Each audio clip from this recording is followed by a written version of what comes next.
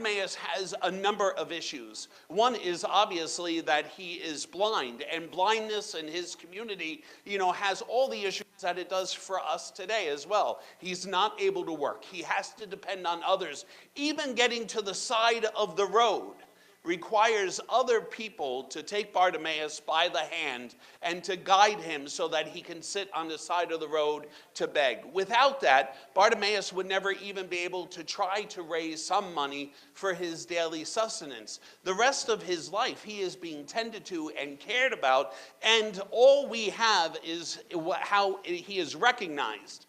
Bartimaeus is on the side of the road, and he is carrying and wearing a cloak that probably identifies him in some real way as being someone in need, a beggar.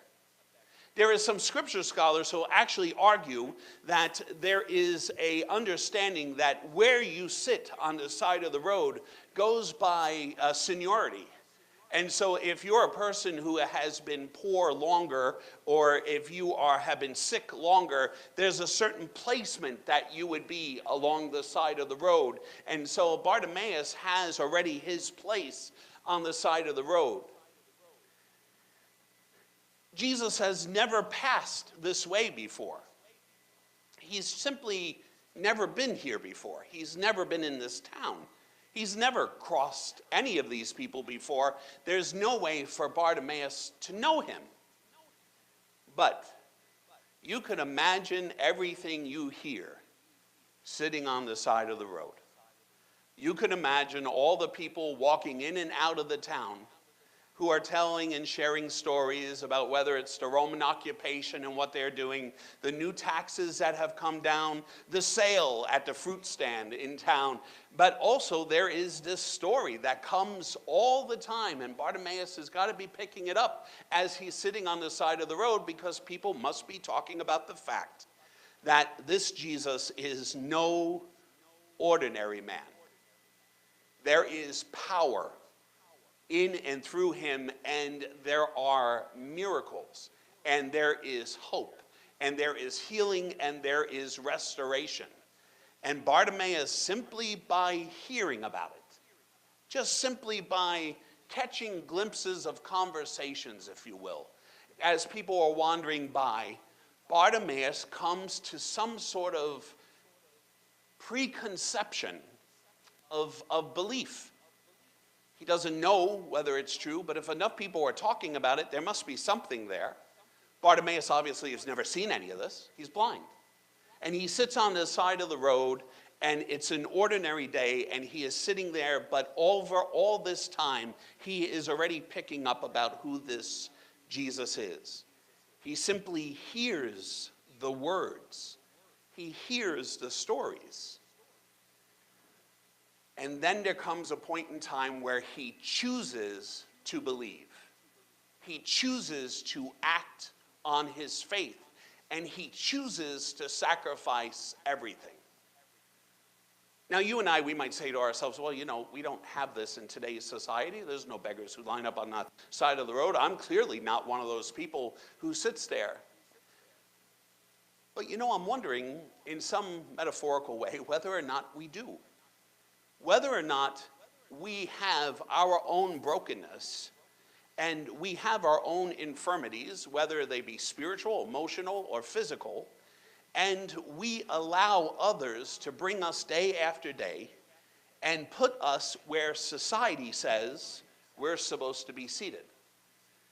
We let other people, we let society dictate that because of our infirmities, because of whatever it is that we are, whether it's race, whether it's creed, whatever it is, people, society puts us on the side of the road, clothes us as whatever we are meant to be identified as, and we really sit there, and it does take an enormous amount of energy for you and I to look beyond how we are labeled and how other people see us, and how other people have boxed us in, how other people have really trained and sort of tied up our thinking not to be able to see ourselves anywhere beyond what it is that other people say we are. And even worse, sometimes we're the ones ourselves who put us on the side of the road. and believe we are certain things, and we're not willing to break out of our own hive of thoughts that buzz around in our heads.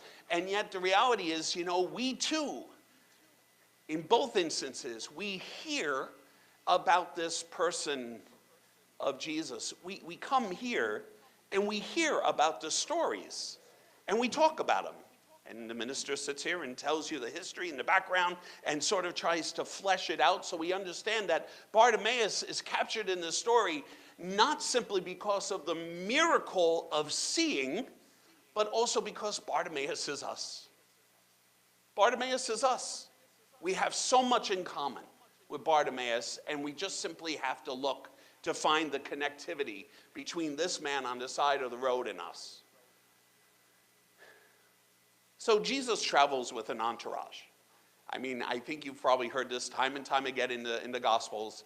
There's no place that Jesus goes that he doesn't carry with him, a pretty sizable crowd. Not just the 12 that are with him, and probably some of the 12's family members as well, but also there's generally a crowd and a press in around him. And so it's an ongoing, constant parade wherever Jesus goes. And as he's walking along the way, he might be making comments, he might be saying things, he might be teaching in little ways along the way, and everyone's listening and wanting to hear what it is that he says, and they want to be in his presence. And now all of a sudden, this man on the side of the road who is blind and has been for years, who's clothed as a blind man, who has been placed there by society, and society sees him as someone who is an outcast, someone who God has punished, someone who just absolutely has no value. All of a sudden, this man starts screaming at the top of his lungs, Jesus, Son of David, have pity on me. He's yelling at the top of his lungs. He hears that there's a crowd, and he hears that Jesus is with the crowd, and just by what he has heard, just by the rumor mill of the road that passes in front of him, he already says that this Jesus might be the one who can heal me and make me whole. And at this point, he simply just doesn't care because he has nothing to lose. Or does he? Because two things happen. He gets up out of his spot. He gets up out of his spot in line for people's donations. And after so many years, he probably has a better placement where people probably have already come to know who he is. They're comfortable giving to him. They like the fact that they give to him.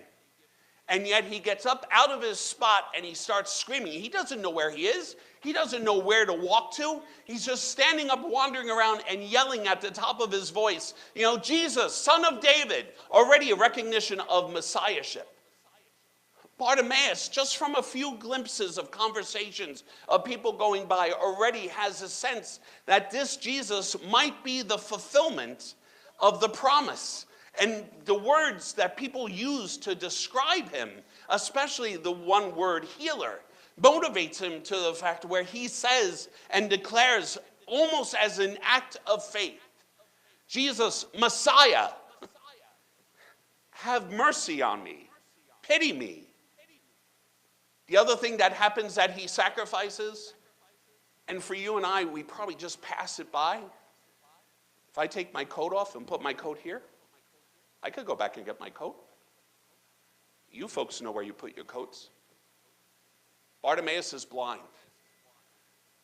The only clothing he has to keep himself warm, a source of survival, an instrument of survival for him, is his cloak.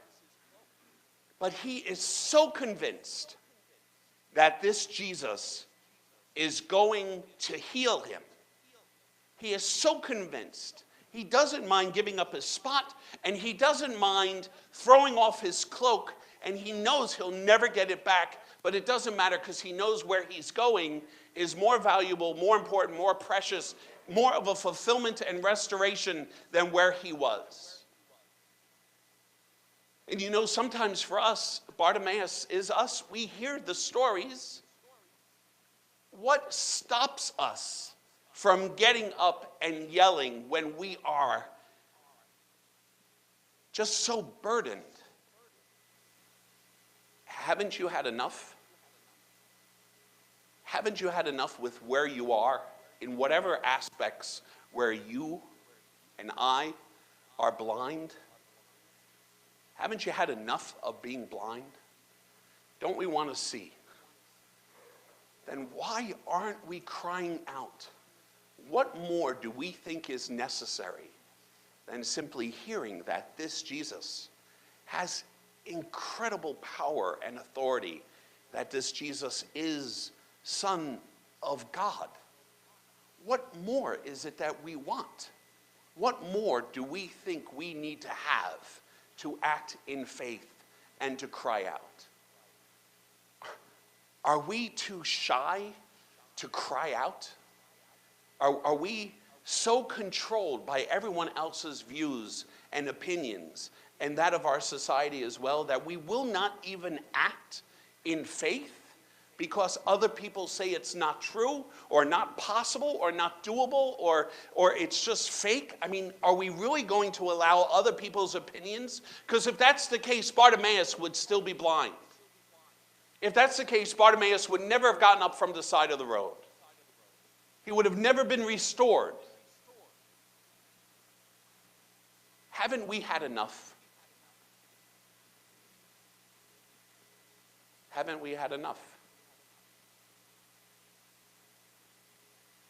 God bless you. Hi, just wanted to thank you so much for watching the video. We hope that what you're coming away with is inspirational and a guide for your life. We're really glad you could be part of our community. Please be sure to like and subscribe to this channel so that you can be continually updated with our new music videos, our new sermons, our new services that are published so that you could stay connected with us. Thanks so much again. God bless you.